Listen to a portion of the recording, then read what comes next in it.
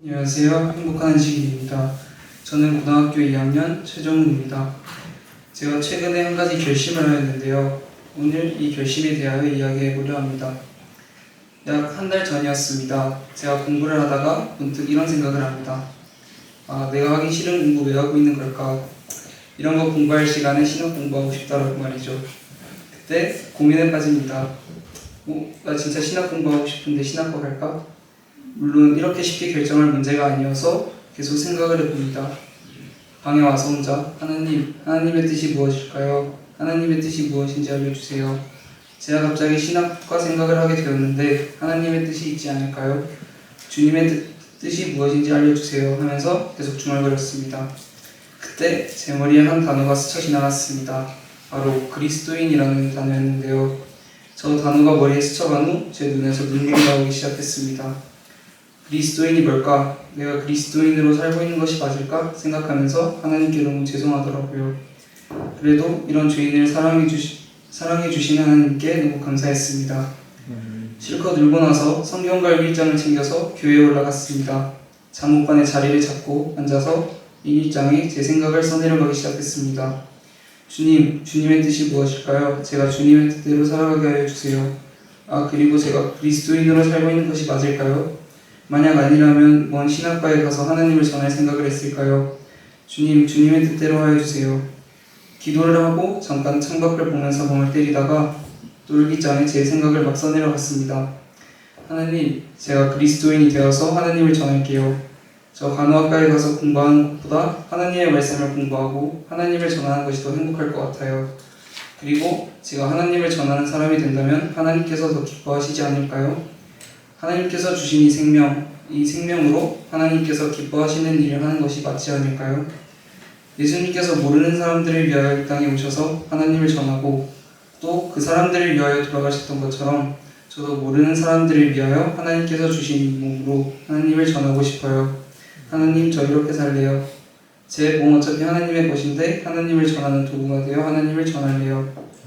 생각이 가는 대로 다 쓰고 제가 쓴 것을 다시 보니 제가 이런 말들을 썼다는 게 믿기지 않았습니다.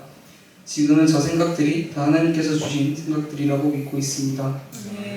교회에서 내려온 후 계속 생각을 해봤는데 걱정이 당연히 안 되진 않았는데요. 평소에 간호학과만 고집했던 터라 걱정이 좀 되었습니다.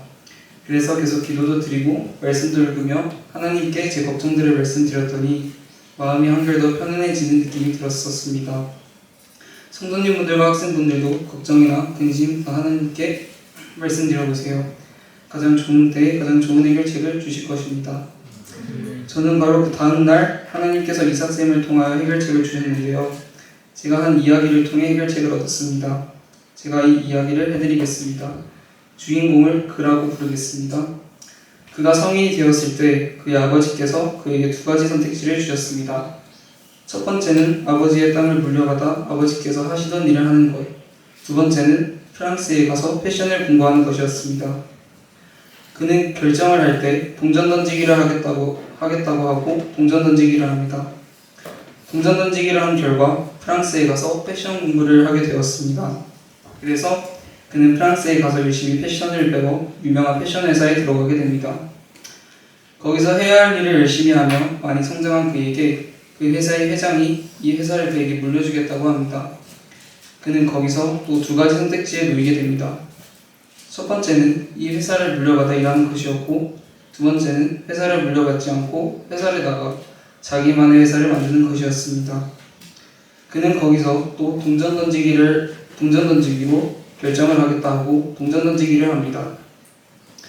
동전 던지기의 결과는 이 회사를 물려받지 않고 나가서 자기만의 회사를 차리는 것이었습니다.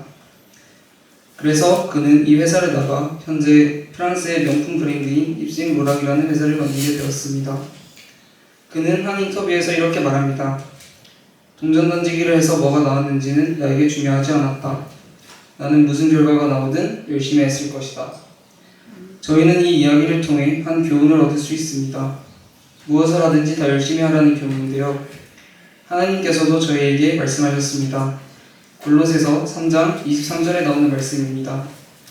무슨 일을 하든지 마음을 다하여 주께 하듯 하고 하나님께서 무슨 일을 하든지 열심히 하라고 말씀하셨습니다.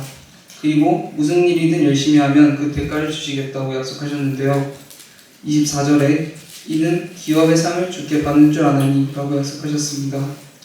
저는 그래서 현재 이 약속을 믿으며 제가 나중에 간호학과에 가게 되든 신학과에 가게 되든 하나님의 뜻이라 생각하고 열심히 공부하고 살아야겠다는 생각을 하였습니다. 근데 지금은 신학과에 가서 하나님을 배우고 하나님을 전해야겠다는 결심을 하였습니다. 제가 이 결심을 하게 된 것도 다 하나님의 뜻임을 믿고 있습니다. 성도님분들과 학생분들도 골로새서 3장 23, 24절 말씀을 늘 가슴에 품고 또 걱정, 근심들이 있다면 다 하나님께 내려놓고 사는 저와 여러분들이 되셨으면 좋겠습니다. 마지막으로 골로새서 3장 23, 24절 말씀을 읽어드리도록 하겠습니다. 무슨 일을 하든지 마음을 다하여 주께 하듯 하고 사람에게 하듯 하지 말라. 이는 기업의 상을 주께 받을 줄 아나니 너희는 주 그리스도를 섬기느니라. 감사합니다.